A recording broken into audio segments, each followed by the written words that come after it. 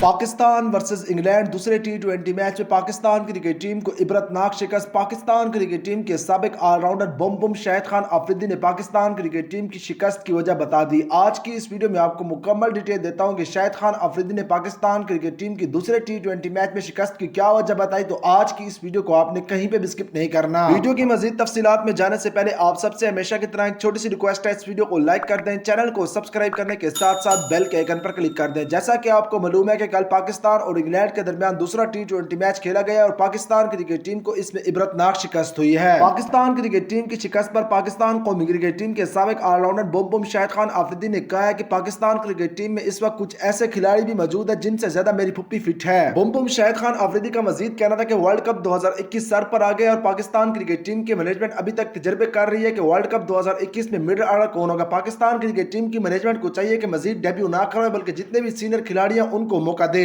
اس کے ساتھ ساتھ لالا کا مزید کہنا تھا کہ پی ایس ایل کی پرفارمنس پر کسی کو بھی پاکستان کرکٹ ٹیم میں موقع نہیں دینا چاہیے۔ اگر کوئی کھلاڑی پی ایس ایل میں اچھا پرفارم کرتا ہے تو اس کو پھر ڈومیسٹک میں بھیجنا چاہیے اور 2 سے 3 سال وہ ڈومیسٹک کھیلے، اس کے بعد وہ پھر پاکستان کرکٹ ٹیم میں آئے۔